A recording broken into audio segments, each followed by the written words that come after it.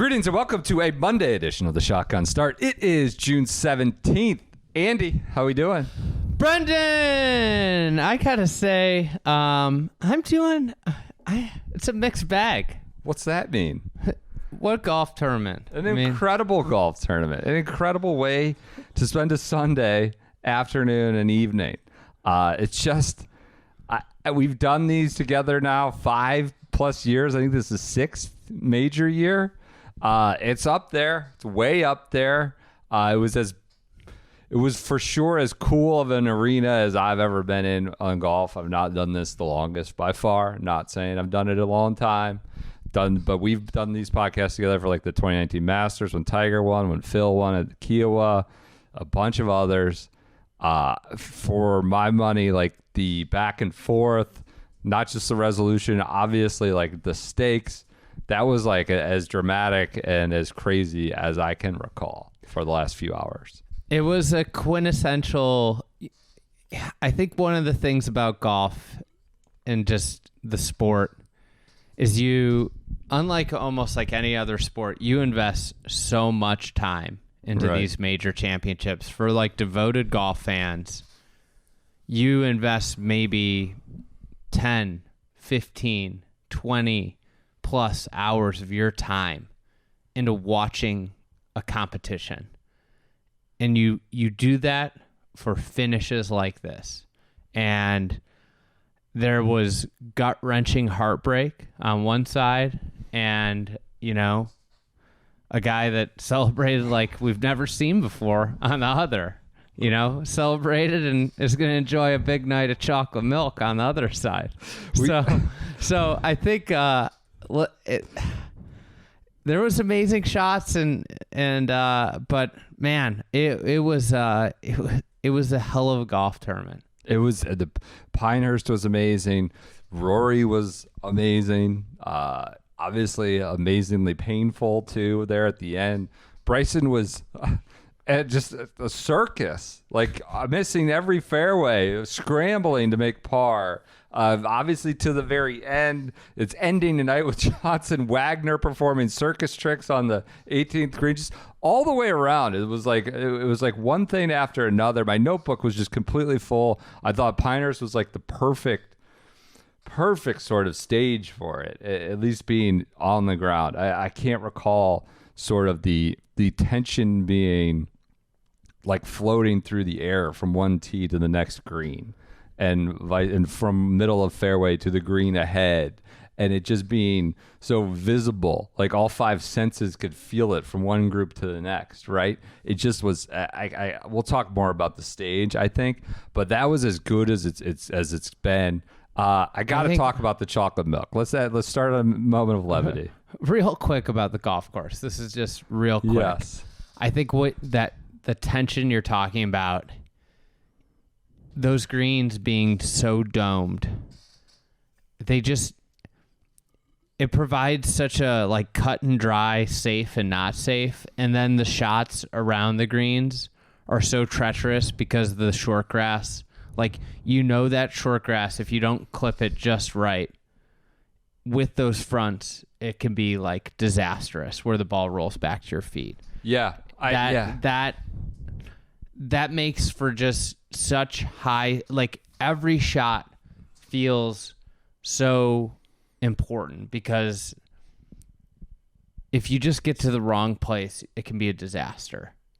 And it's just fractions, and it's unlike anything else, right? Like there are a lot of places with great greens, but there aren't, I can't think of any other course where the penalty for a just below exceptional shot receives so much, like you can be in just such a bad spot. So chocolate milk. No, I just let's keep talking about the course, not in depth, but I think for just to elaborate on what I said further and what you're saying, there's, I don't know if it's the routing per se. We've dissected it, tooth and nail, like every soup to nuts. from the architecture standpoint, and it was all that and more, I thought, and the setup was was quite strong.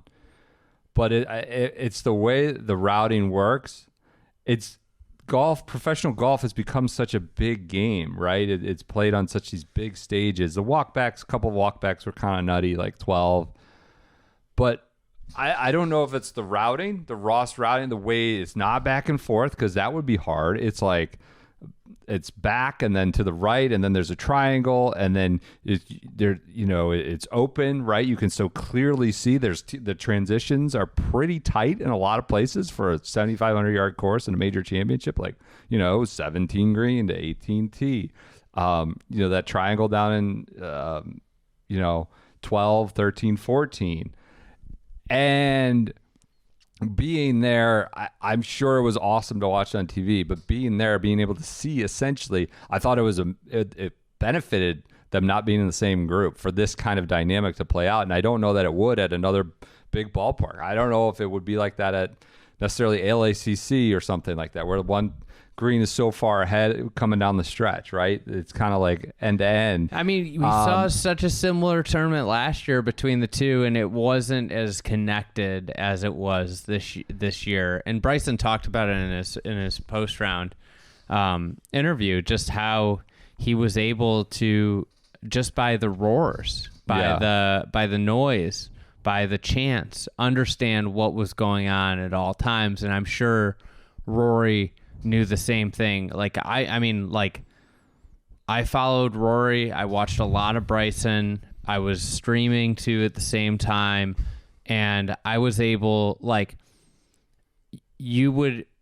watch a shot, and I know Bryson had 20 feet. I'd run up, and then I knew I could hear the roar, and then I would watch the putt 20 seconds later when the telecast showed it, right? And it was just, it was a crazy. I think the two triangles are like awesome, like kind of like epicenters of action. You have 3, 4, 5 on the 3, 4, 5, 6 on the front on the front nine, and then you on the back nine you get that 12, 13, 14. 12, 13, 14 is awesome right there, and then you fun. come back for the finish with 15, 16, 17, 18. Really great championship venue. I love watching golf there this week. It was amazing. We're just establishing some of these spots, and let's just be honest, like they completely indulged it too. I mean, Rory talked earlier this week about how he doesn't watch the coverage in the morning because he doesn't, he just doesn't want to see what's going on. He wants to discover it himself and doesn't want to influence his own strategy. Some people say they don't watch leaderboards. Like this was like full on, both players could see each other. We're completely indulging it. We're nodding and we're staring at, Rory was continually looking back to see if to Bryson's drive had made it in the fairway on whatever it was, whether it be 14 or 13. He's on the 14th tee and Bryson's drive comes bombing in. Or if it's 15 green, he lands it on top. 17th green, he lands it on top with Rory right there at the tee box. Bryson on the other side, immediately looking ahead, seeing the roars. Obviously, Rory just made a putt at 10. Rory just made a putt at 12. 13, he goes, he could hear and see all that. Bryson, I was standing right there. Bryson walked onto the 13th tee, and a fan goes, "You hear that, Bryson?" As Rory makes what was obviously a birdie putt ahead. I've never felt that, and they indulged it. You could see them looking at each other. Bryson usually audibly, but Rory always looking back to see where Bryson's drive was or to see where that par 3 tee shot had just landed. It was incredible. It didn't need a journalist trying to, imply or impose or see something more that wasn't there. It was like they were providing it. They were indulging this sort of back and forth as, they went back and forth on the leaderboard. Quite frankly, Rory started 3 shots down to start the day. For a moment, he was 1 up at 5 for like a millisecond. Mm-hmm. And then he gets 2 up at, was it 12 by the time where he got 2 up? 13. So when he birdied 13, Bryson bogeyed 12, he got to 2 up. So, and of course, I assume if you're listening to this, how it ended. He did not end 2 up. He gave one away at 15. He gave one away at 16. Bogeyed 15, bogeyed 16, bogeyed 18. Bryson bogeyed 15 with the pretty bad, his own very bad missed shorty. And Rory obviously missed shorties at 16 and 18, as you've seen. I think the 16 one was significantly worse. Not significantly. It was just worse. I don't want to get into the negative. It was worse. The 18 had a little bit, seemed harder. Do you agree with that? Yeah. I think that when you were at that 16th green, it felt like it was Rory's to lose, and he was in such a good spot, and almost makes the first putt, and the Justin Ray stat of like 394 inside 3 feet, and it was a simple putt and a little bit of a pull there, and then what the natural thing is when you pull a short miss, sometimes you push one later, and I think that's what happened on 18. That was a tricky putt. As soon as he hit that chip up, I was like, that's a hard putt, because it's I think it was outside the hole, 4-footer outside the left. You feel I think like everybody who's ever played golf at any competitive level has probably been where Rory is now. Very few have played golf at the competitive level that Rory had this happen at. You think they have that level of heartbreak? Kind of. I think. I mean, there's. Or you've missed. It doesn't matter if it's a club championship or whatever. It's a feeling of numbness, and the stakes for Rory are bigger than your club championship, but like anything, like when you're hurt, totally. Something hurts, it hurts, and that was a gut wrenching way to lose a major. With the stakes, I would just add, like, the stakes being different. I think also there's the very obvious context here of a 10-year major drought that seemed to be ending with a handful of other recent, like, brutal heartbreaks of Sundays that, like, I don't know. I wouldn't say he necessarily played bad in any of them. He's played great golf. So there's that context, right? Of all right, fine, it's over with. He's finally ended the drought.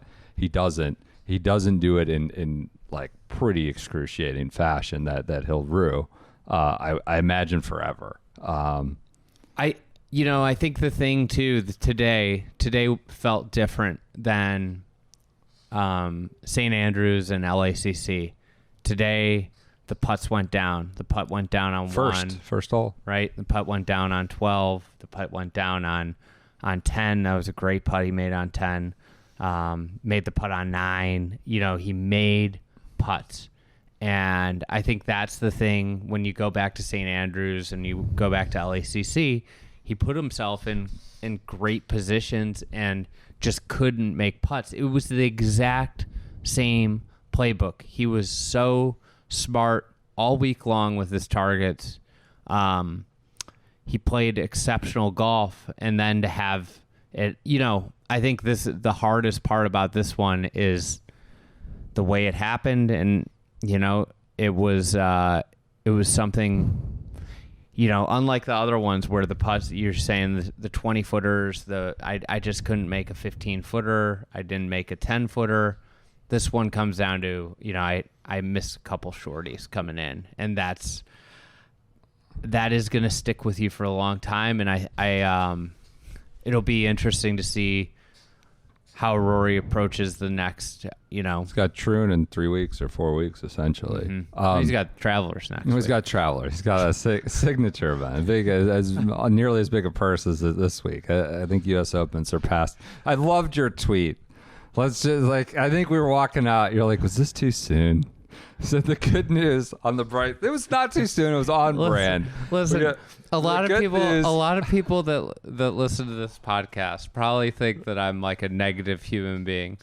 And I said, someone once said to me, Andy, you're positive. You're an eternal optimist. Yeah. And I go, really? You think that? And they're like, you started a company from scratch. and that was completely crazy. And you have to be an eternal optimist if you do that. And this was just me thinking about the bright side. What was the quote? Or what was the tweet? You said, on the bright side for Rory. He gets the biggest allotment of FedEx Cup points. So in a way, if you're a FedEx Cup fan, if you're big, if you consider FedEx Cup the biggest thing in golf, Rory won the tournament. He did. Bryson's ineligible. So I just think that's probably, it's a just consolation, right? I just don't know. You can have the trophy. I get my full 700 or whatever it is. I should have fired an email into PGA Tour comms. I dropped the ball here, but I was wondering, does he get 750 or does he get 500? Why wouldn't he get 750? Well, is it like when an amateur wins a tournament and then the second place finisher gets the first place check? So if Bryson doesn't get the 750 that this a major's worth now, right? Yeah. So that means Rory gets 750, or does he get second place money? Second place FedEx Cup points. I think they get the full first place because we've done this now a few times. I can't believe that. We will get into Bryson, but there's no script for this show. Well, we don't plan. The LIV fans are going to be mad. It's like you. Not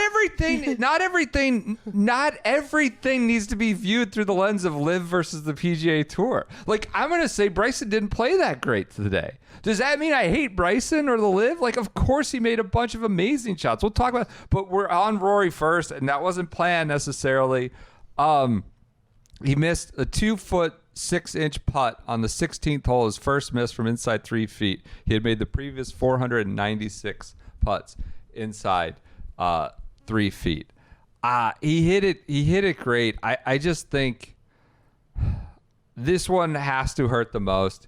He blew out of the parking lot. There was some criticism about that. Like, did he need to talk? We'll address that later. I just wanted to talk about the golf. He hit it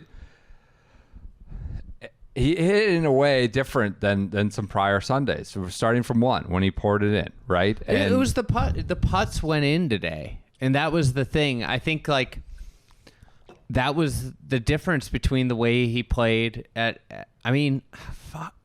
He was 4 under on. We talked last night about somebody can go out and shoot 66. Shot 69. He gave away. I think one of the things that's going to go underrated, and everybody's going to look at like the 3 bogeys in the last 4 holes. The bogey on 15 was fucking unbelievable. That was like a great bogey. Like, he got to hit. To where, he landed in the middle of the green. He got a nuclear bounce there. Huge bounce. Like, you want to talk about all the things. These putts, like, he got a big bounce there. It goes over, and then it ends up in Tough Town. He didn't just get the short grass. It went down. And to keep that ball on the green was like an extraordinary shot. Yeah. So... And then he goes and he hits 2 great shots on 16. Hits a good putt. Played it perfect. Perfect and then it's just like... Yeah. He got a nuclear bounce on 15. Bryson hit a similar shot and it stayed. Maybe, it's a little higher. I don't know. Maybe he hit it a little higher with a higher lofted club. Rory's was coming in with a fade too. It was interesting. I was kind of shocked at how big the bounce was. It was several feet off the air. And then from that point on, obviously he slowly kind of bled into the house. He got good breaks, 13 and 14 off the... Did he just slam it off the backboard? Yeah, he went up there. He said, "I know what to do here. I'm the Prince of Pontevedra, and I know where to go." He's fully enlightened. He understands the architecture and he understands the infrastructure. He's got both. Next time it's here, that grandstand can't be there. Especially if they're going to make it drivable. Push it up. It has to be 10 yards back. It won't. It's got to be back into Tough Town. That's true. Can't be on top of Tough Town. And then 14 apparently got I didn't see it, but a great break off the fans. Well, or not great, bro. It will bounce off the fans. I don't know. Hitting a big offline had some benefits out there because you get away from the little toughs that could bother you. And obviously, he got a bad break on 18, being right up on a tuft. Right? He couldn't get through the ball. It was clean behind terrible, it. Couldn't terrible get through lie. the front of it. And Bryson got a good lie, but he had the tree branch. Yeah. So that's where he got kind of jammed. Well, both of them deserve to get jammed. They both hit bad tee shots, and one of the questions I'd have, if what the direction, the reasoning behind hitting driver was for Bryson or for Rory, who had hit 3-wood all week long, made birdie on the first day with 3-wood. I think he found the fairway, or he might have missed it right on Saturday, but that fairway got so small, I think he might have thought he could just hit it over that little patch they got stuck in. I'm not sure if that was the reasoning. I wonder about the driver there. But then he hit an awesome chip shot. I feel like we're doing a bunch of play-by-play. No. Like, I think this was the one where you do the play-by-play. I think we'll talk about some of the high-level stuff, but we were there. Honestly, in my notes, I make efforts not to do play-by-play. And I felt like every time I was just writing these notes that were, all right, Rory stares back at Bryson's ball on this hole. It was that kind of like different acts, right? Like 10 acts, almost really from the 8th. When Rory made his birdie on 9 and Bryson made his up and down on 8, I felt like that was like the full game on scenario from there all the way in the last 3 hours. Yeah, and I think like the thing that's going to get lost on the ending was how good some of the stuff Rory, like the up and downs on 7 and 8 were extraordinarily great. They were great up and downs that he had there back to back that kept it going. Like he wasn't giving away the shots, but like, God, it's just you're gutted for a guy that hasn't won a major in 10 years, and this is the way to have it kind of fumble out of your hands. It's just, it's crazy. 18, you're talking about the driver. There were 53 pars, 7 birdies, and only 13 bogeys. He was one. If you had told me from where they were line 2 that Rory would make the 5 and Bryson would make the 4, I would have been shocked. Or line 3, I guess I would say. Line 3. I mean, Bryson, right in front of the green and 55-yard bunker shot. That line Rory 2. would be the one. 2. Yeah, sorry. I'm mixing it up now. Line 2. You know what I mean? I have just a front of the green versus hypothetical. 55-yard bunker. Rory needs. If Rory makes a putt for par on 18, do you think Bryson They makes were par? asking about that. Yeah. I don't know if he makes it, but I think like his strategy's the same. Like I think he said tonight on Live From, I make that 4 or 5 times out of 100, that up and down. I don't know. Maybe he's underselling himself there. Did Johnson Wagner ruin the lure of that shot by going out there and hitting it closer? A good take. There just weren't a lot of bogeys there. And Bryson... I mean, you want to talk about just the margins of golf. So... I haven't counted Rory's official stats, but I believe Rory had 2 3-putts in 72 holes. He 3-putted the 6th hole yesterday, and then he 3-putted 16 today. Bryson had 0 3-putts until the 15th. So one guy has 1 3-putt. I believe the other guy had 2 3-putts. Rory loses by 1. To put a bow a little bit on some of the Rory stuff, I think people will ask, like, did he choke? Did he gag it away? Did he lose it more than Bryson won it? I think it's I don't know what kind of weight or percentage I'm gonna get. I would say Rory's finish is equally as much of the story. They're equal parts of the story. Rory's finish and Bryson's finish. I don't know. Choke's a pretty loaded term that people use. I wouldn't say you're a complete hot take artist lunatic if you start throwing that out there. When a guy misses 2 putts that were inside One was inside 3 feet. One was 4 feet in the last 3 holes. People are going to say that. Great up and down at 17. Missed the green at 17. Got up and down. I mean, Bryson hit a bad putt at 17. Like that was not getting the hole as soon as it came off the face. And so I wouldn't shout you down. I don't know that I can go there yet. I need to. I mean, we're recording this. It's a tough finish to excuse. I'll put it that way.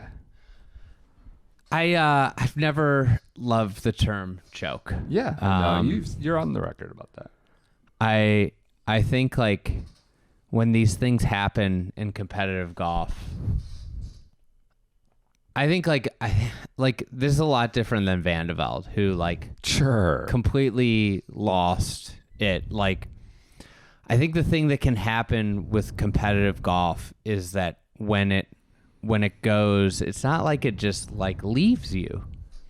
It just, things just move faster for a period of time, and they unravel, and I think probably the miss on 16. You know, let's just say he bogeyed 17, right?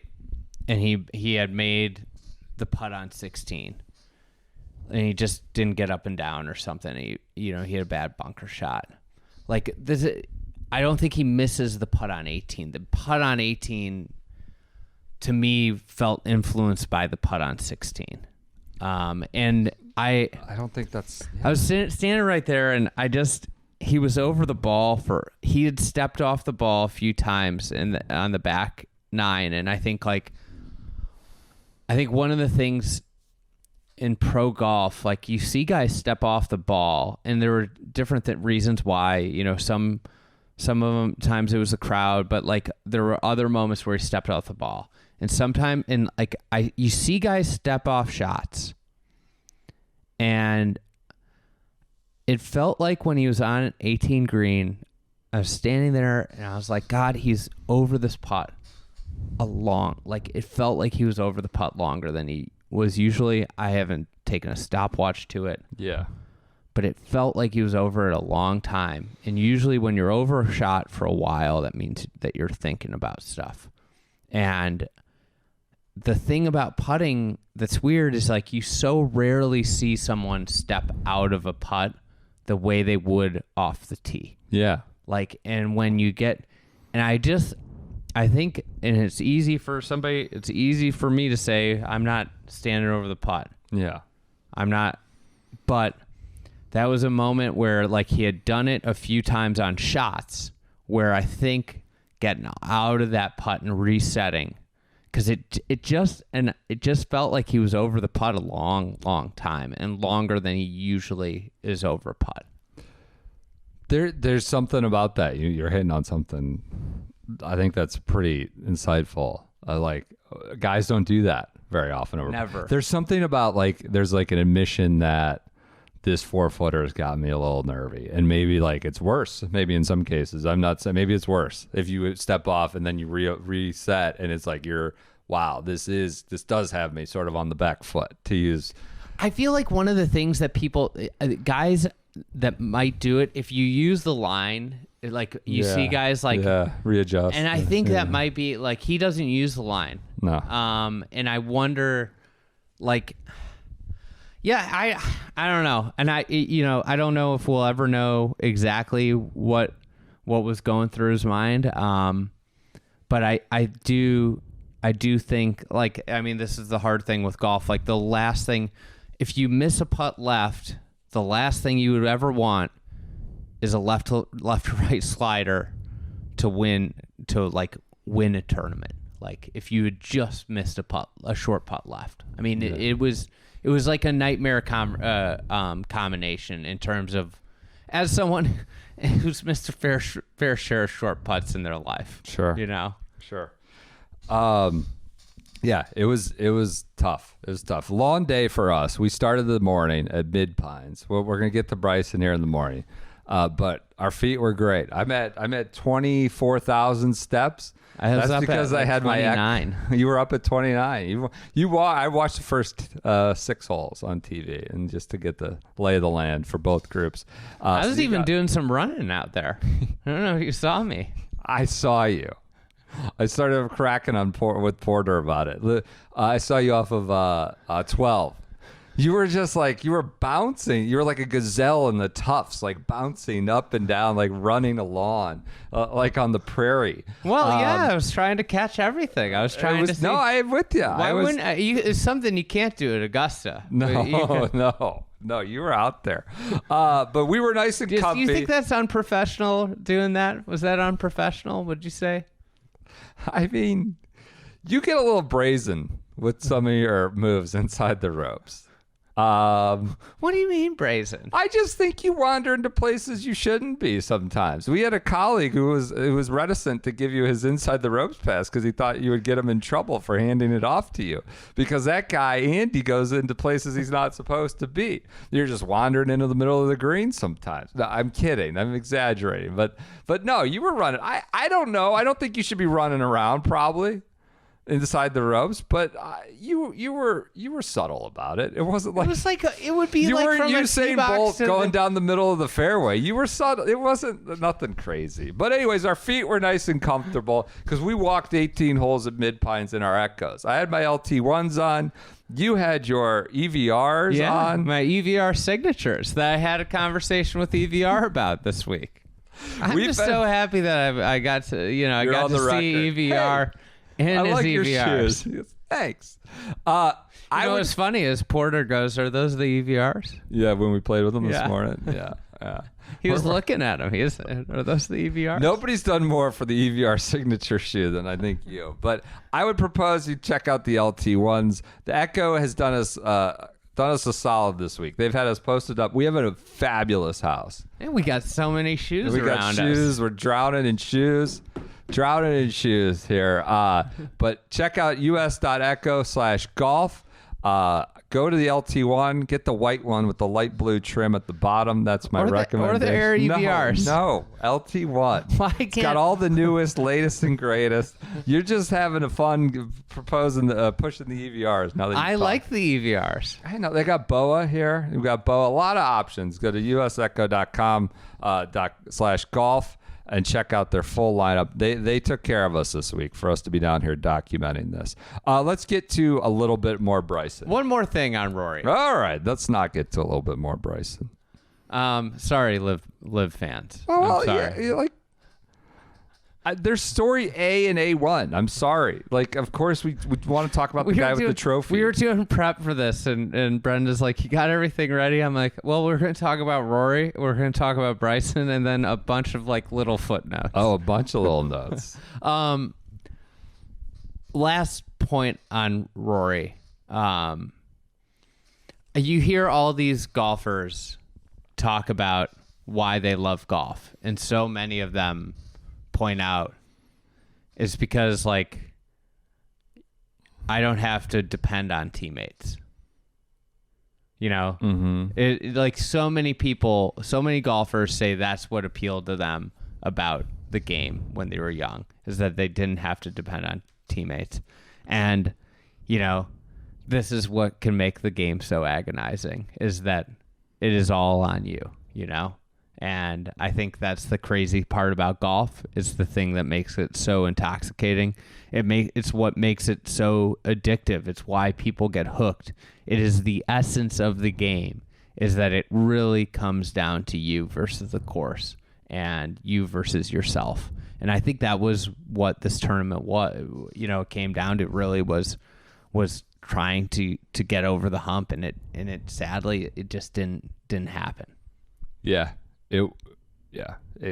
When you're out there and you're on the ground and it's just a guy, it's just not just a guy, but it's just one person, and like this crushing tension, pressure, just floating through the atmosphere. And there's so much, commotion's too strong a word. There's just so much movement around you, whether it's people inside the ropes, outside the ropes.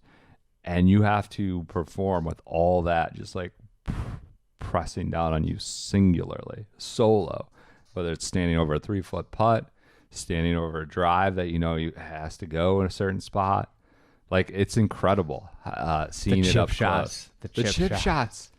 Even like the quote unquote easy ones, right? Listen, I was right next to the one on 14. Right? He's left That to 14. was an easy one. It was. It was an easy one. Brandon's like, that's the easiest one. But he's there on an island by himself, and there's still 100 different ways you feel like you could F it up. Yeah.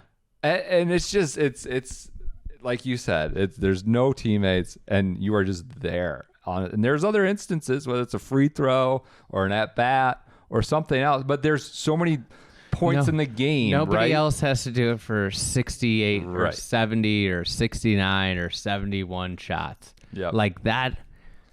I think like one of the things, like if you wanted to like just think about, Rory said something last night on Saturday night about feeling a little worn down. I think it was in his Kira Dixon interview. Okay. Where he was like, my energy levels Sky are Sports, a little low. Yeah. And playing 3 weeks in a row, he's mentioned that. Okay. And you just think about the weight, the stress that he incurred throughout the round, leading up to what happened down the stretch. Like there was like a very, very stressful situation on 5 with the waist. Like he ended up in the waist. Extremely stressful situation on 7 and 8. High stress on, what would it be?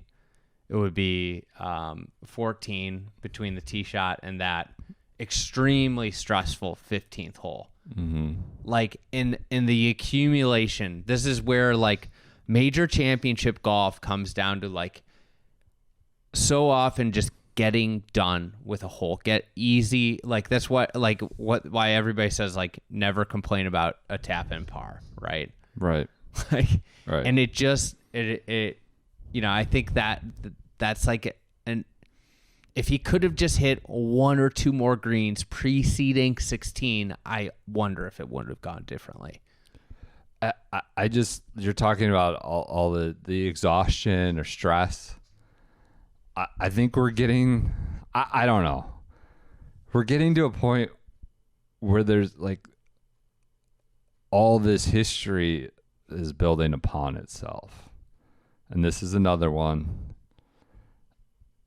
that like, I just would think it has to be, it makes it exponentially harder the next time you are in this situation. We're talking about this solo person on the stage, right? Because now that pressure is amplified based on whatever happened last or based on how long the drought has been. And, I'm so close to all of that going away. I have 3 more holes. I have 1 more day, or I have, back 9. Like, it's not unfair to think about how this is all really building on top of each other and amplifying the pressure for whenever this happens the next time or he gets close. I mean, this is spiraled now, but no. Like I also wonder, like, I think one of the things, like, you hear every golfer talk about staying in the present. And we've talked now about how these guys knew what the other one was doing all day. Yeah. And I wonder if there was a moment on the 16th hole where Rory might have left the present and thought about, I'm going to win this. Because I know in my head, I was like, Rory is winning this tournament at that point. You, Andy Johnson's head, as you're assessing it on 16 green. 16 green. Yeah. It's Rory. I mean, Rory's going to win. 18's a probable par. And 17's like a pretty probable par. Yeah. And it's like, okay, so Bryson's going to have to make a birdie on 16, 17, or 18. Yeah. And it's likely that Rory's going to have a good look at a birdie. Yeah. And he has a good look on 16 for birdie. Like that. So I think, like, I think there is like something maybe, just maybe, that could have been what happened about too. it. Well, it's like like I've had this happen to me numerous times in my very unsuccessful golf career, where moments of glory, I've snatched moments of glory or victory or snatched defeat from a victory, Sure. right? Yeah, whatever. And what's happened in competition. It's like all kinds. I start to think about winning, and then you lose. Yep. I don't know. I think it's only going to get harder to win the next one as all this stuff builds up. It's not what Bryson thinks. What does Bryson think? He kept saying it's going to make him stronger. What, when he loses? I mean, this is what's going to be the fascinating, and maybe this is the end of Rory conversation that we promised to be 10 minutes ago. But I think what's going to be fascinating is what is he after this? Like, Rory. Yeah. Yeah. I think I think it's an interesting question. I personally don't think it's going to break him. No. I think it's something, it's going to hurt for a long time. I think it makes it harder to win the next major. I don't think it breaks him. I don't think it means he'll never win another major. I think it just makes it harder. Whenever that is, at the next 16th green, with only an hour left before you could end it. Like, I just think it makes it a little harder. So I don't think it ends him at all. Not ended is Bryson DeChambeau. 41 minutes. U.S. Open. No, we talked about Bryson a fair amount. In his post-round press conference, Crusher fans have probably already turned this off. No, well, Crusher fans, you got a good thing coming here. I was on the first tee, and a great scene on the first tee. Not like the what was it, the Rolex or the Goldman Sachs the pen last year at LACC. A good scene, a mixture of grandstands, and obviously Stan Kroenke, people on and his son, people on the patio at Pinehurst. There was a loud "Let's go Crushers" as they run as he ran out of the tunnel and into the, but also as Rory poured his in, he goes, "Rory 1 under through 1" as Bryson's getting set to address his driver. It was his drive. It was not a driver, but an iron off the first tee. It was an interesting dynamic because it's not a huge build out there. It was just a good scene. Bryson started slow. We're not going to go play-by-play, but he seemed frustrated. Seemed almost a little chippy with his caddy. Misses on 4. He's like, what are we doing, dude? Misses 6. He's short. Drives 7. Doesn't make a birdie there when he hits driver. Close. Yeah. That was a great drive. Hit a wedge right over the flagstick, not super tight. Misses it. He seemed frustrated, quite honestly, at the start. Brandel's hollering about how he can't hit a fade and he's not going to win because he can't hit a fade. There's no versatility there. But he had his short game going. He was missing greens. He seemed off with his irons. His driver, this is a total Bryson circus. His driver was flattening on the range, I guess is what he didn't cave it. Flattening is what he said. And he didn't hit enough balls with a new one. 5. He said he had 5 balls. He said he needed to hit 50 or 60 with it to get it to the spot it needed to be. So he goes into the U.S. Open with a 3-shot lead on a driver change 10 minutes ago. And so that the whole Bryson show is starting at this crank. And he drove it poorly. I think he hit 4 fairways, I want to say. I have it somewhere, but it wasn't a lot.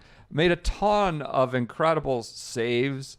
Obviously, he didn't make a birdie till 10. Bled a few shots. Yes. I would argue his greatest achievement was a par at 8. God. I cannot believe where he got up and down from. And that's not even counting the insane second shot. Yeah. It was an insane second shot to hit it into a terrible place. Right. To hit it to quote unquote an amazing shot to get to jail. Yeah. Yeah. It's I think that explains Pinehurst well. Is you can just hit amazing shots that end up in terrible places. So he smashes his driveway right. They're clearing the crowd. There's a big boy in aces, all 4 aces gear, who became this, a citizen Marshall, citizen appointed marshal. Apparently some like LIV, I don't know, relation. He's some LIV scouter or something. But he was like scout. Is he? I don't know. I saw Ryan French was tweeting about him, but I was watching this guy. 4 Aces scout for future no, trade he windows. apparently knows all the LIV guys, or he like tells. I don't know. He scouts the course. But he's like pushing people around, not pushing, but literally, like figuratively moving them back. I was like, who's this guy? In an Aces hat and shirt. And so Bryson has to hit what he said was a 40-yard. He moved it 40 yards cut. So he hit a fade there, I guess, to Brandle's, to counter Brandle. He was able to move it left to right through an 8-foot window, and then it's to jail, and he gets up and down for the par as Rory birdies 9 ahead. And that was like, I think almost maybe his best achievement of the day. It was somehow scratching a par out of that. People will probably point to the 55-yard bunker shot too. Did not drive it well, but he did enough to win the U.S. Open. And I think his approach play was great all week. I think that was the thing that was super impressive. He didn't have that in the first 5 or 6 holes. Today, yeah, I thought, it was weird. On 4, where he missed long, I was standing up there. I was at the green, and it's like, I doubt he felt it, but like the wind gusted. Yeah. And I think that's what happened on 4, was that ended up long, and it was just like a little gust up there. Like he didn't feel, it was really weird. It's just like one of those things you pick up if you're up there. Because you're hitting from down and hitting up, and there was this just random gust of wind. Yeah. But yeah, I gotta say, this was one of the most impressive 71s ever, because he did not where he was driving it to was not good. I heard that Brandle was just losing his mind about him not being penalized, not getting in toughs. But he got penalized on 12. He had hit like popped. A squirrely one. 12, he just had to come out kind of sideways, essentially, to the front of the green. Let me tell you something. We watched at Wingfoot him not get penalized at all by really thick rough. Mm-hmm. And then 18, obviously, he got penalized, right? Yeah. He got duly penalized. My favorite was 18. He did call in. I went and talked to David Rickman, who is the R&A chief rules guy, who happened to be the rules officer or rules guy on the spot. And he called him in. He's over. Irony of all ironies, you could get TIO from the 18th hole tower with Brandle up in his tower right above. That was what he would have gotten TIO from.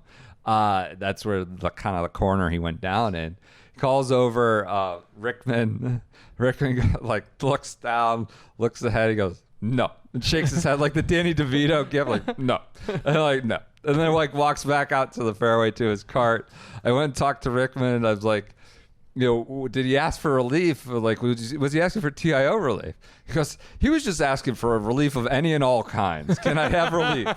And he just, there wasn't there. I don't know what, burrowing animal, bad lie, tree branch. I don't know what relief. He just asked for relief of any kind. And Rick was like, there was no relief available. It wasn't TIO, it wasn't anything. It was pretty good. Pretty good quote.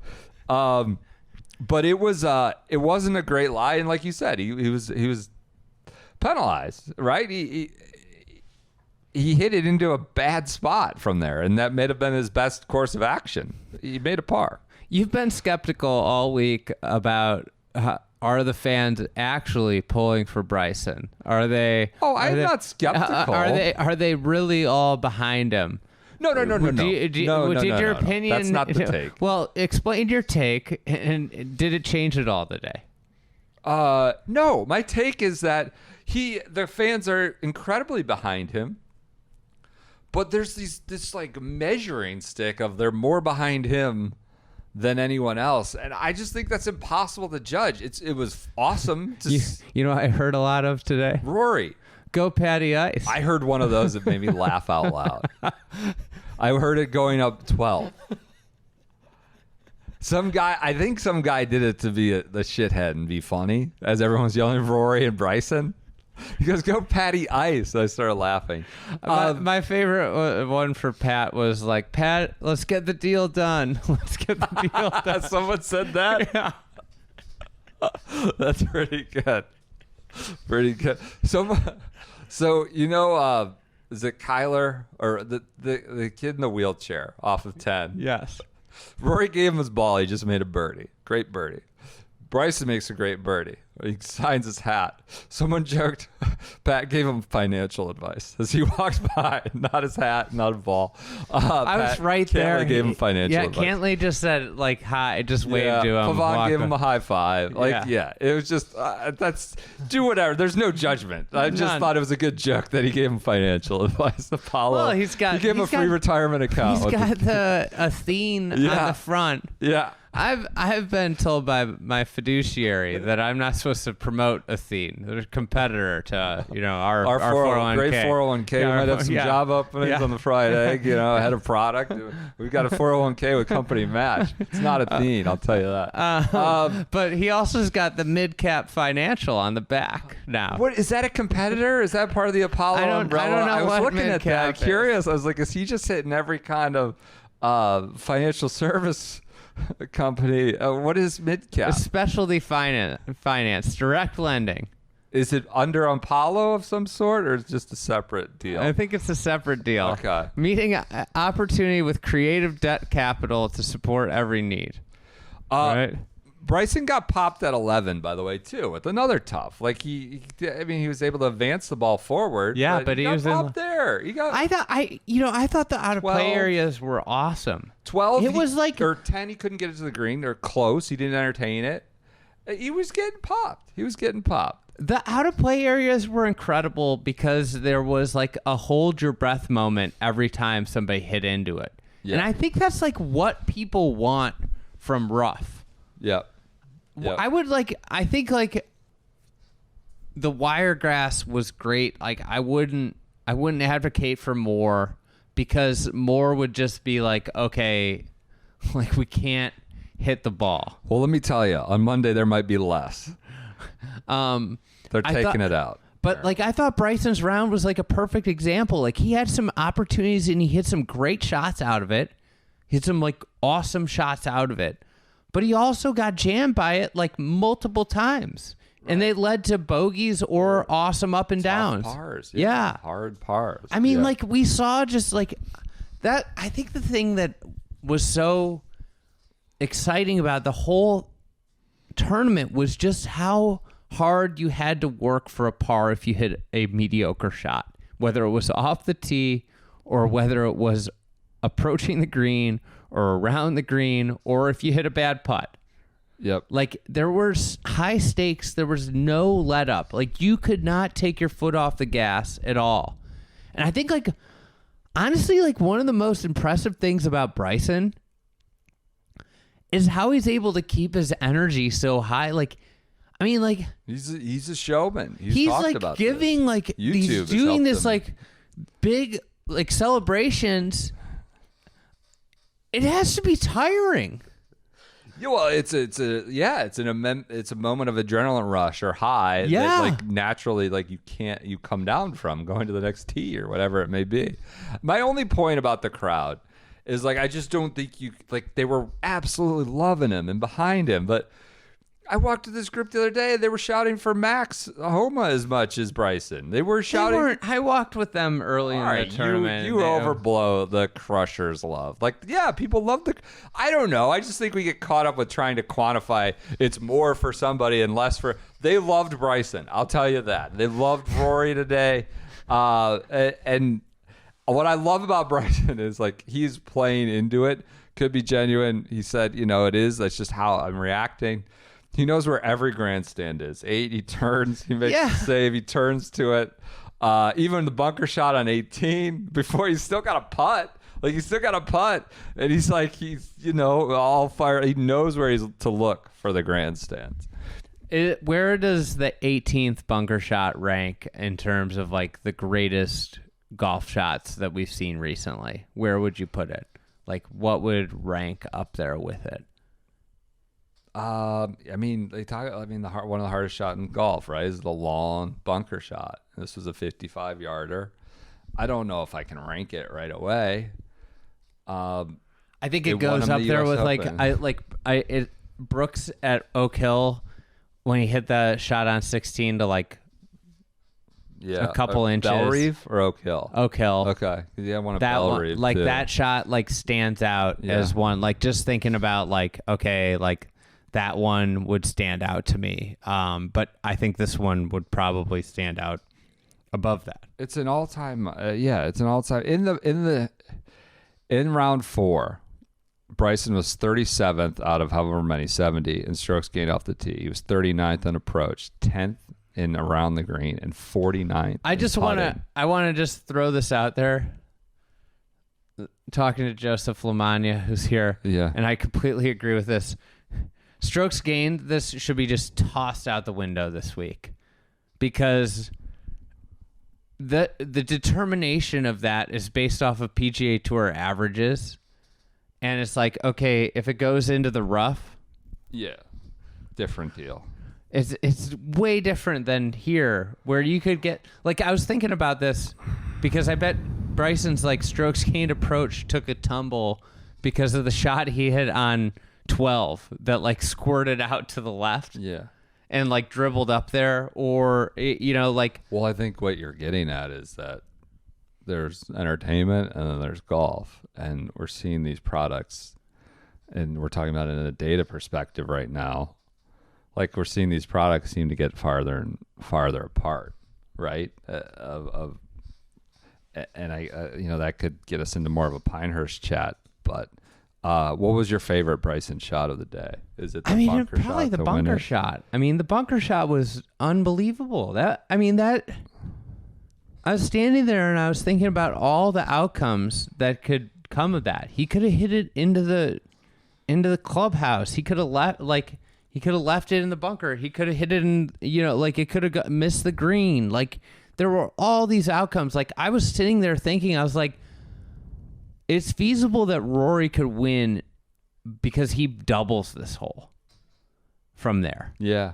It's feasible that, and you also looked at it and it's okay, if you had the shot, it's a really good spot for the shot because he had all that green, which let him play that chunk and run type bunker shot where you do the big explosion and you just let it run up the green.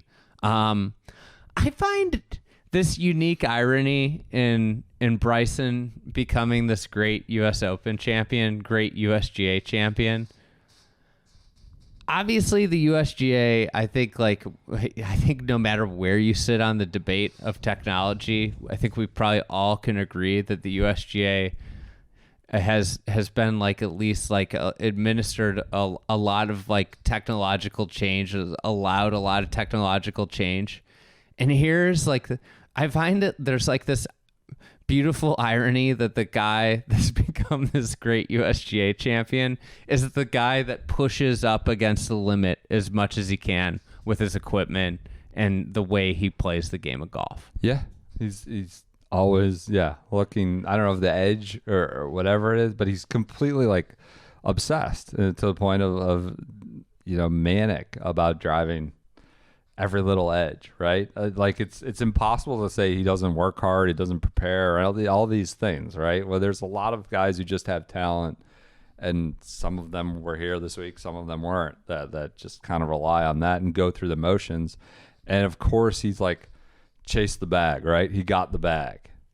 Did get the bag. But there's a lot of guys, I think his primary motivation, not to butter him up, is to win championships, to win consequential events. I don't think he knew what his motivation was 3 years ago. And a lot of guys are just happy to get the bag. And I don't think that's Bryson. I just don't think that's Bryson. He's an odd duck, dude. He's still an odd duck. I love that he's happy. He seems happy. There was one time today he I think it was coming off 14. He's just grinning. He's just grinning, walking from green to tee, almost goofy, even after bogeys. He seems happy. Maybe he's trying to trick himself into being happy, but he seems super happy. He had the chocolate milk quote. The chocolate milk that got One, Go ahead. Before we get to the chocolate milk. Yeah. I think one of the things that maybe him playing up with the crowd in a way, like we just talked about like the intensity of these majors. Distraction or something, or taking your mind off. I think it helps him keep a little more loose. Yeah. Like, I mean, I'm not gonna lie. Like the way he played today in parts of his game, the way he drove the ball, like that would get hard. It would get really hard. Yeah. But I think let go of the rope. Yes, exactly. Like you see this happen all the time. Is like it reminds me a little bit of like Francesco Molinari in the 2019 Masters, where it's like, you're like, what? How's this guy? This guy's hitting it all over the place. He's hitting it terrible. And eventually you let go of the rope. Like, you can't do it. And I wonder, like, one of the things is, like, I think that, like, so many great players, you see them, and the way they play on Friday and the way they act on Friday is completely different than the way they play and act on Sunday. And I think Bryson, one of the things is like the fans, which, you know, he doesn't get to practice in front of fans all the time because a lot of the events he plays in don't have a lot of them. But the fans provide him like it lets him exit and take that stress out and then come back. Does that make sense? Yeah. Yeah, definitely. It's an interesting theory. I don't mind it. Chocolate milk. No, the fans thing, though. This gets to another being still like an odd duck. He's getting his trophy.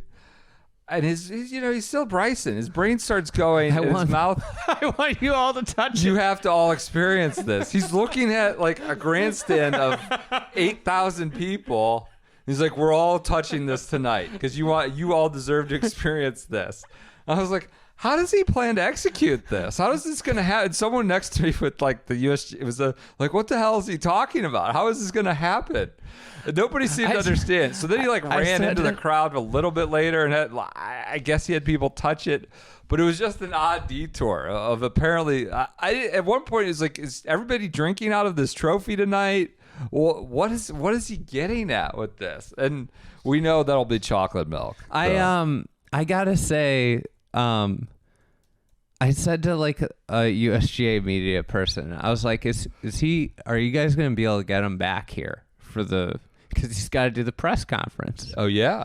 I was like, if every fan's touching it, is he coming back or should I go? Yeah. Like all the TikTok boys, I was out there on the TikTok house was, they were all out there on the 18th green. They were having a good old time in their Crushers gear. So pretty happy with Team Bryson. We said the one thing that cracked me up to put a bow on it was Brentley, our colleague in the media center, comes up. Andy laughed out loud.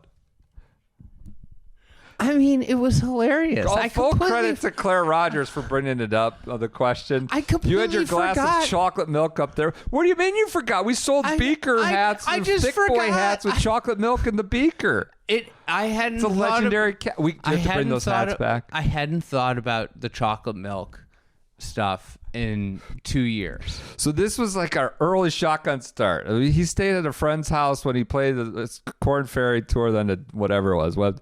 They said, Bryson, what do you need? He said, just more chocolate milk. An insatiable appetite for chocolate milk. These people who hosted him could not keep chocolate milk in the house. He would just be pouring chocolate milk down the gullet. They had to keep going to the grocery store.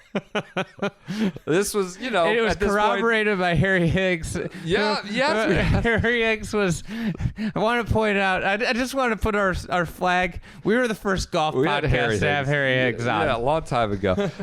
He would just have anyway, so then we kept looking at chocolate milk. He wins Winfoot. He's got a glass of chocolate milk. Claire asked him, you had the chocolate milk. Will you be having that? What will be your celebration? Just a weird response, amusing. I guess you laughed out loud at this. Right? You're right off the stage to him. Oh, yeah, look, I'm not going to get into what could happen tonight. Smiling. Chocolate milk will be one thing. You just started... I looked over and like three of you are like doubled over. Chocolate milk will be one thing. There will be a lot of other stuff too. What does that mean? He's mature. Yeah, he's getting into the that? hard stuff now. There's some sand in there, so we got to clean it out first, though. Smiling. I think he put sand from the 18th hole bunker. You know what? Some other stuff. I gave my daughter chocolate milk for the first time. Yeah. I was like, I was like, it was unbelievable to see a kid experience chocolate milk for the first time. Because I was like, have you ever had chocolate milk? And she was like, no. But that's Bryson. Bryson hasn't given it up. What else did he have to say? Chocolate milk is great. Yeah. I mean, aside from it being the bad milk that they just put chocolate in to cover the discoloration because they can't sell it because it's white. Remember that? The LIV question... He seemed genuine. He seemed to be really genuine and contemplative about, like, I just want us all to be back together. I'm not going to go to say he regrets what he's done. I think he likes his life. LIV has obviously been very successful for him. I mean, but he seemed to be very, like, really contemplative about, like, I just kind of want all of this back. He wants... All Bryson's ever wanted is people to like him, I think. Like, deep down, like, he wants people to like him. Yeah. He revels in doing what he did today. Seems to have teammates, too. Seems that means a lot to him, it seems. Yeah. Like those guys, Paul Casey, like, I think he does like having that, too. Like a team. Your guy, Paul Casey, Bon, and Howell. Three sticks. I mean, he wants people to like him, and like, I have to. This is not a shot at LIV, okay? This is a reality. Like, watch the next time he tees it up at LIV. Like, it's just not like how, you want to talk about how hard it's going to be for Rory to play the next time. It's going to be hard for Bryson to go play the next LIV event when he just experienced what he experienced. And I'm not saying that the Travelers is like this great event, but there are fans there. Like there is an atmosphere there. And there isn't Bryson is a golf nerd. And that, like, he wants golf fans to like him, and he wants to perform. And he said in his press con, I'm an entertainer. That's my job. And having, thousands of people to entertain like he did this week, it had to be like he's going to have a hangover when he goes to LIV. And it's like, wait, like there's nobody here. There's a rumor. I don't think it's true. They're saying Rory WD'd from the Travelers, but I don't know. We'll address that on Wednesday if that's true. But God, the pictures of him in scoring are hard to see. Apparently, the Netflix show was maybe with him. Yeah, it's awful. Anything else on Bryson? I mean, he figured out Pinehurst. We need to give him credit. Like, allegedly, Valhalla, Masters, better. It was an incredible, and he didn't hit it well. Great today. I think, this is the reason that venues matter, is because this is a different type of venue, and it was, I think the two best drivers of the golf ball in the world finished 1-2. Mm-hmm. They are so good off the tee. It's like silly how good they are. And sure enough, those are the two guys that ended up with the best chance to win. And everybody likes to talk about I find it humorous that Brandel's saying that people are suggesting there needs to be more wiregrass, and there wasn't a penalty for missing, and it's literally the two best drivers in the world finished 1-2, Yeah. Two great players. And he figured it out, and I think the high trajectory, whether it's a draw or fade, was a big thing. High trajectory into those greens was a big deal. And I think listen, he's becoming a extraordinarily complete player. What I think he's having his best year ever in majors, obviously. The Open's a whole nother beast. I think he's got to be top 4 favorite. Yeah. Yeah. If I said 3.5 majors for Bryson, where are you going? I think I'm going over. Wow. He's at 2, so you need to win 2 more. I just don't think I don't think the fire's gonna burn out, and I honestly don't know if we've seen the best Bryson. That's there's that famous quote in the Lavner profile, like he's either gonna be a Hall of Famer, or he's gonna end up in a straitjacket in a few years, and it feels like he's already done both, right? And I just think he's someone who seems to be driven by a little bit more than, I don't know, money, or just he seems driven by YouTube fame right now too. But he's always going to have the power, right? He's going to be constantly, like you said, pushing the envelope, whether it's equipment or training or body or whatever it is. I think that's just going to be part of his package forever. Or forever in his prime. And yeah, I guess I'm probably being a prisoner of the moment here and the prisoner of his season that he's had at majors, but it feels like someone whose game is starting to be able to go everywhere, and that's part of pro golf rewarding distance, and in multiple ways, in multiple venues. But it does feel like he's someone who's going to be driven for years, right, and not get complacent, and is starting to be more complete at all types of places. I think also he's had, these golfers go through different different evolutions. He kind of hit bottom. He talked about that. Yeah. He's had I feel like so many golfers go through this 2-year period, and if you catch the 2-year period at the wrong time, it could just be your career's over, or you're never the same. And for Bryson, I think he went from being really good to, am I a pro golfer? And now he's come back what makes me happy is being a pro golfer. Are you going over? 3.5? I think... I don't know that I'll win a Masters. That seems hard. But he's certainly competitive already. He played really well there this year. I think if that Masters was softer, he played well the softest day. Got windy. Yeah. If that and we've seen the Masters be soft a lot. Listen, the PGAs are always PGA at Quail Hollow is going to be great for him. Mm-hmm. Should he be on the Olympics team? Today, this week, this year? Yeah. Yeah, in theory, of course. But that's just not the way yes, he should be.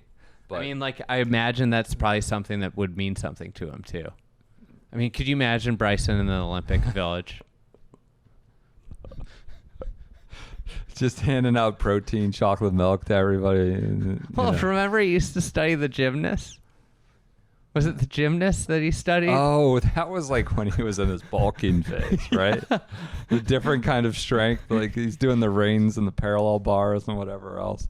Yeah, a big win for Bryson. Congrats to him. Honestly, it's cool to see him. I'm very happy.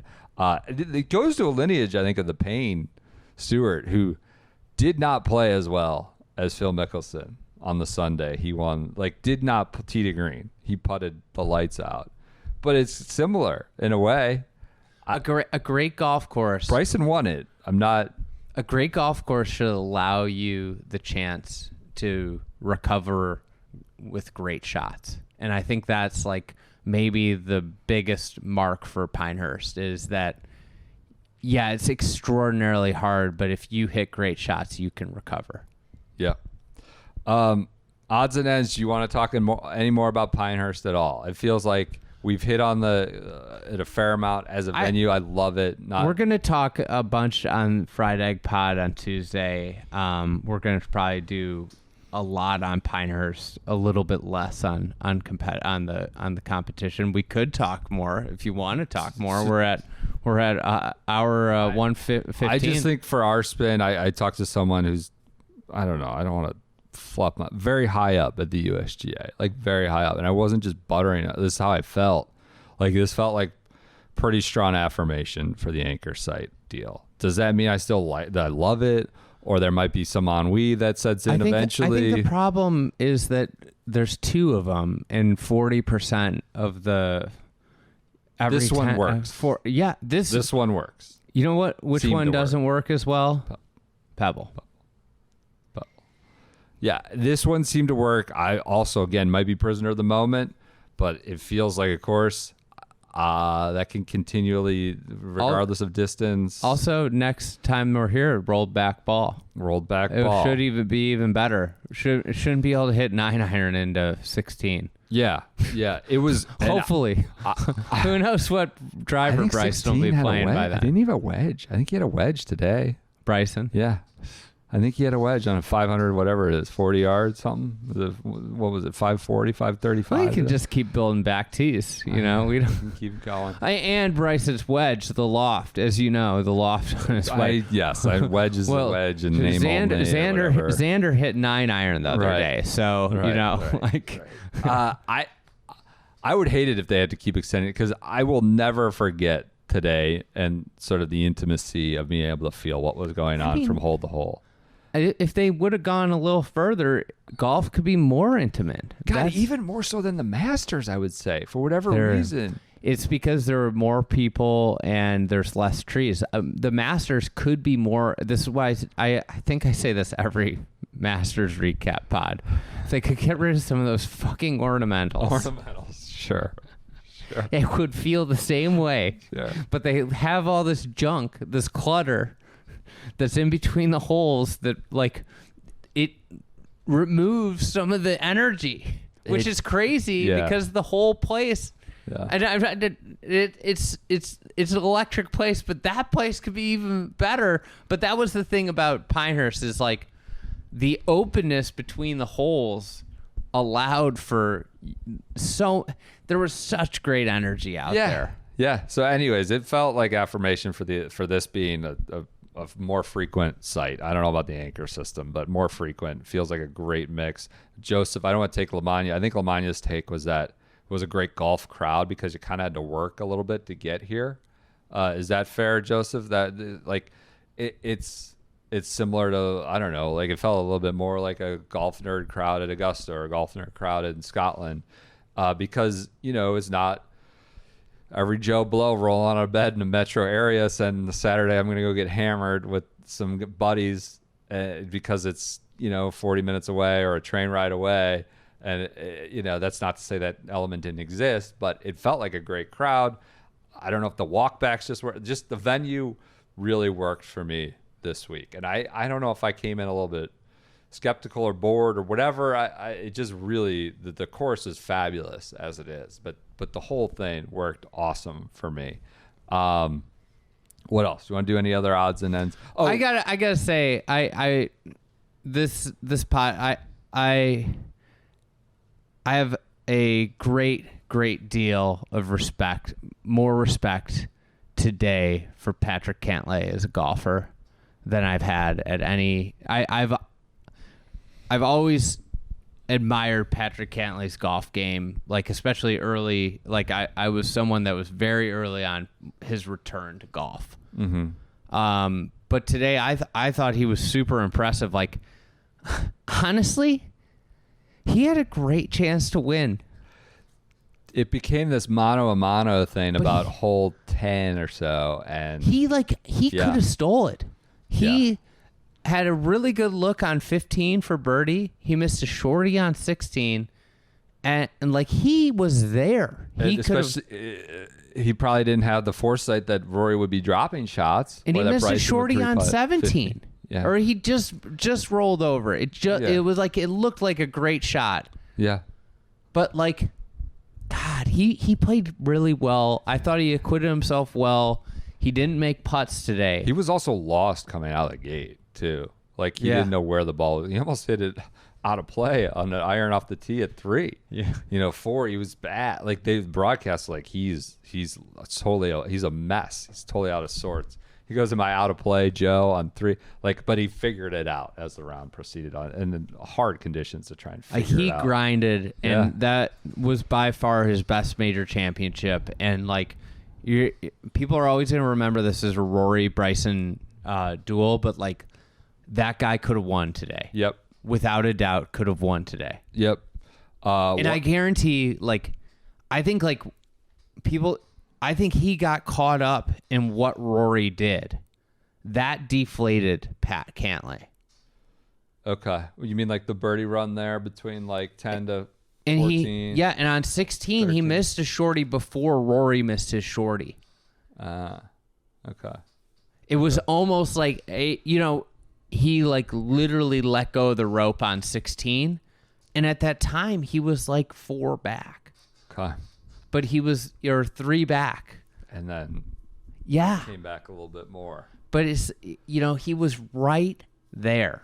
Because he missed it. That putt on 15 was a killer. Missing 15 and 16. Like, those two go in, he's there. He's tied for the lead. It was crazy. He played really great. Another hot topic tonight. Should Rory have talked to the media? He's getting a lot of stick. I was fully embedded with Bryson. I say with Bryson for the entire duration, and the TikTok boys and the whole scene.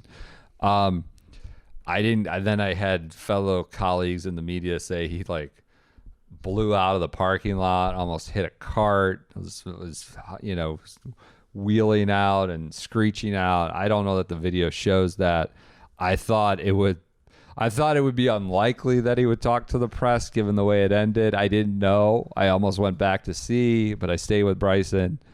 He's getting a lot of stick. I know Tron's like on him on Twitter, and I don't know that that's completely unjustifiable opinion out of left field. I think I'm okay with it. As someone in the media, this is someone who's yelled about this a lot. Yeah, I think Roy's done it a few times that I thought was bullshit. I think he should have to talk, or he should if he wants to be like the face and the leader and benefit from media coverage in a lot of ways. I just like whether that was Bryson that happened to, or Rory or Cantlay. I bet Cantlay we'd probably give some shit to, but. Honestly, like I would understand it. Mid-cap Financial wouldn't do that. I would understand it. I kind of understand it. I just do, and that's not having a soft spot for Rory. I don't think because I would understand it from Bryson if he blew out of there after missing 2 short putts. I'm not. I don't know. Maybe I'm excusing him. I understand it, I guess. Do you think he should have had to talk to the press? Some people say he should have shook Bryson's hand and all this stuff. I don't know. I couldn't have imagined. Mind is in a blender. I couldn't have imagined couldn't imagine talking in that situation. Yeah. That being said, like, I think it's like for people that are comparing the Bryson where. Bryson birdied 18, right? Didn't he birdie 18, parred 18? Today? No, at Valhalla. Oh. I think and then birdied and then 5. Xander birdied. Yeah. Rory talked and he shook about today. I was like, what? He talked and he shook Wyndham's hand when he was in effectively that exact situation the year before. Yeah. Right? Yep. This was, I don't know. We haven't seen something like that in a while, I think like, a situation you could probably compare it to is Mito Pereira. He talked shortly. Different deal. Yeah. But I don't know. I'm not going there to crucify him for that. right I now. was waiting to listen to him talk. I didn't really have many questions. I didn't really want to ask many questions. It was like one of those situations where I didn't want to ask a question, but I wanted to listen. Yeah. You know? Yeah. I think like it's hard because of some of his comments about like entertainment. I get both sides of it. I just think there's like a human side of understanding yourself, and you know, if you caught everybody that is listening, everybody has probably been somewhere in their life where they just don't want to talk to anybody. He did talk after St. Andrews. Yeah. Talked after LACC. I don't know. I guess I'm all right with it. I'm not. I can understand it if anyone in that situation. And I don't think it's just Rory that I would understand it. Other odds and ends from the day. Any other amusements? My favorite part, not favorite, amusing. The day started great when Ken Tackett was in media dining, and they Cantlay out. I looked at my watch. I like tap it, like let's get him going. Let's move through it. Ken Tackett, I don't know why he was in media dining. Odds and ends. What other notes do you have? I got one. You had something about that, the pace of play, didn't you? Yeah, a little scuttlebutt here. Yeah, a little scuttlebutt. Pace of play at the U.S. Open. Everybody yelling at the USGA. They need to start stroking guys. You know, they got to administer shots for pace of play. You know who runs the pace of play penalties at the U.S. Open? Who? The PGA Tour. PGA Tour officials. Wow. So that's why nothing's happening. You'll see some clocking, some warnings, but nothing else, right? Some light slaps on the wrist, some stern words, but they're not actually taking away your allowance. Yeah. Not taking, making you do chores. Just some stern words. I know plenty about empty threats as a parent, but that's what they are. God, empty threats as a parent's the worst. Well, because they look you in the eyes and they're like, I know. I remember the last time you did this, and I still have my video games. The worst is when you make threats. Yeah. That you don't want to make. Yeah. And then, it's like, something like no TV when I make dinner. Yeah. It's like, well, I'm probably going to cave on this. No screens. Well, I also need to keep saying or get work done or do something like, yeah, it's terrible. Happy Father's Day. Scotty Scheffler, is Pinehurst the Scotty Scheffler stopper? Definitely interesting.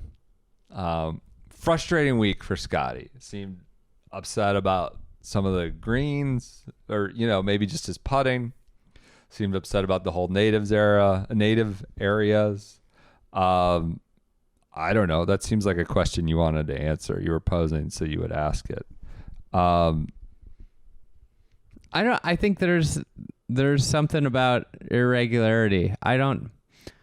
Listen, I'm not a super religious person, but I do think there's something about Scotty, like you hear him talk about how, it's God's plan, and I'm just like living out God's plan. Yeah. A lot, and I think there is like probably something about where my ball goes, and I don't know what's going to happen to it. Yeah. Like the ball on the ground rolling away. Might present,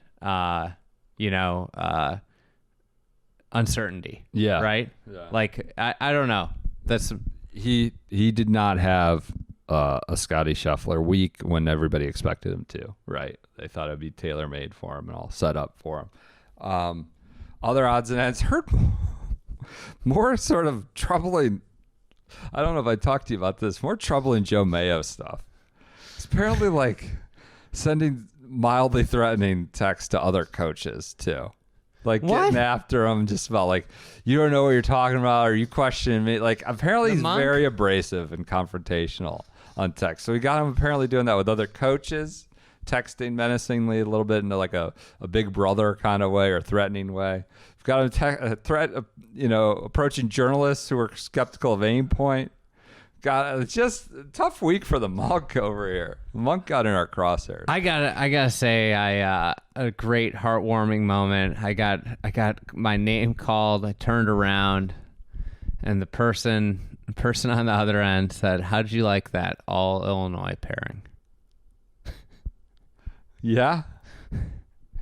Found had a conversation about pairings and how they someone got who might have an influence on the pairings, or someone who would know how they're made. How they got made. I offered my assistance at the end of the call, at the end of the conversation, and it was met with a rigid no. No, get lost. Or we can talk about this. A rigid no, and maybe I should never have said anything to you.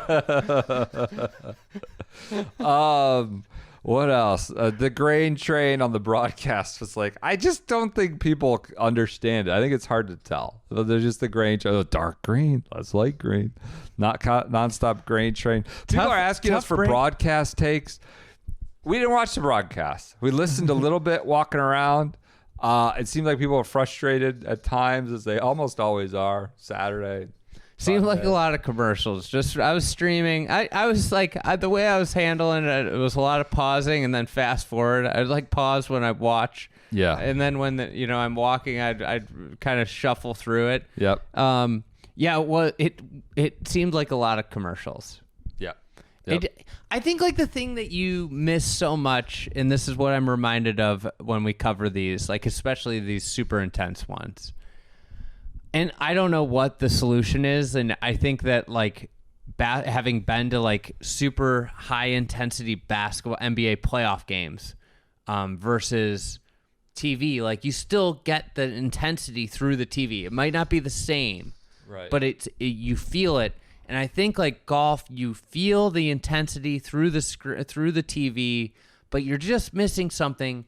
And I don't know what the solution is. This is probably the huge problem. But like how, when basketball has a timeout, everybody goes like, golf's problem is the continuous nature of it. And you have to fit commercials in somewhere. But like the problem is that you miss the build of the tension, and like they cut away from shots, and you like they're trying to show as many shots in a commercial window, and when they cut away they lose like the aftermath, and like a lot of that stuff and the reactions 20 seconds after a shot's hit or while they're walking up to a green, you miss when you're watching a broadcast. Yep. And those are so many times like the things that I remember the most from golf tournaments. I will cop to being, I think sometimes watching on TV is a better way to understand what's happened in a tournament. I'm not trying to say like, oh, I had access today and you didn't, listener on the other end. I'm just telling you, this one was very different on the ground. It was very intimate that I don't think the broadcast could have picked up all the way to the end. I mean, Bryson's right there, puttering around in the sand as Rory misses it. It happened on 70. I'll never forget that dynamic all the way through the back nine that I just don't think you could pick up, like you said. Other odds and ends. Is Pavon a top 5 player in the world? No. Is he in the top 5 of the FedEx Cup now again? That's not a request to look up the standings. Please don't. Oh, you put your microphone down. You're going to look up your FedEx Cup stand. They're probably not updated. And you're about to holler about the website. Well, we could see where if Rory closed the gap here on Scheffler. It's got to be updated. Our Wi-Fi is not great here. Out. Where's Pavon? What did he get on this one? Is he solo? What was he, solo? I can't third tell. Or something like that. Pavon is he's 5th. Oh, he's 11th. He's just outside the Comcast business top 10. Hey, some mild credit to Matthew Pavon. He hung in there. Out. He birdied 15 for God's sakes. Nobody did that. Victor Perez followed him inside the ropes. I think at least last 10, 12 holes. I saw him for the first time on 7. He and Thomas LeVay were like just cheering him on. And so he did not bomb out. He was a part of the proceedings. He was on the broadcast. He still birdied, all the way to 15. He was a part of it. All right, here this is projected. It's projected that Rory gets 400 points, not the 750. Do you think he should file a waiver with the league office, like when the Pacers file a complaint, 72 complaints? Yeah, I want my full points. I want my 750. If he, I think that's his priority right now. His management team should get on it. Request their points. He's got a big ball frog announcement coming up too. I wonder if that's going to get pushed back. Hideki finished 6th. Yeah, I don't know what's getting pushed back. Yeah, there's all sorts of, maybe the deal or some improved PIF deal is announced Tuesday allegedly. Who knows what's coming? Other odds and ends from the day from the ground? Are we good? I think we're good. We always have cleanup. This is the longest episode we've had in a while. Well, honest to God, I would have gone through my notes hole by hole if we really needed to. It was really unforgettable. I think there's more high picture conversations. Should we mention Tony Finau's name? He finished small margins again, and obviously 13 yesterday. Yeah, 13. He makes a triple. He finishes 2 out. Like this is the thing that I always like. He hit it so good. I know yesterday. I sound like a broken record, but it's like every major, it's like, oh my God, it comes down to like 1 or 2 moments. Yeah, it's crazy. He like spun his wedge off the front, putted it through the green, and that's it. It was like a 10-minute sort of brain short circuit. Hit the ball incredible. Hit it so good yesterday. Yeah. And he's too short of a playoff. It's just the way the cookie crumbles. Non-competitive Wikipedia top 10s. I would say Hideki Matsuyama falls in that bucket. Russell Henley, Xander Schauffele. Xander's the king. Sam Burns. Davis Thompson and Corey Connors. Congratulations. Good for Davis Thompson, one of the last guys in the field, I feel Good for him, but congratulations on for Davis Thompson, and congratulations on your first yellow, insignificant yellow top 10. Yeah, congrats to him. All right, that does it, I think, for the Ecco heartbreak for Sergio, the guy that you romanticized about. I just appreciated the work he put in. Ludwig, tough, 73-73, bombs out of the top 10 after holding the 36-hole lead. Yeah, of course. I'm not saying it's a failure in any way. Tough weekend for my Illini guy, too. Thomas in the second to last group yesterday. Thomas Dietrich. I think that does it for the Ecco House. Good walks in and out all week. Subscribe to Good Walk Coffee. We got a bunch of giveaways we still got to give out. It's been an awesome week. Probably our last men's major for this year, I think. I don't think we're doing Troon. Last road show for a little bit. Until the P Cup. Until what? The P Cup? President's Cup. From the P Boy to the P Cup. That's where we're headed. Next. What about Putter Boy? He survived the week. Are you surprised? I don't know. I think we started a movement. There was a lot of anti-P Boy thoughts out there. I feel like people trying to dig into his past. And he got. Does he have any depraved sort of, skeletons? The best P-Boy I saw, Putter Boy rendition, because they got him all over everything, was someone shared it. He's on the pool, and he's in this little 1950s swimsuit with the wrestler trunk. It's like a wrestler. It's like, the high school wrestler. And he's got, it's just P-Boy in that outfit. I was like, God, this guy, get Putter Boy the hell out of here. But anyways, great week. Thanks to Ecco. Good walk. We will be back with you on Wednesday.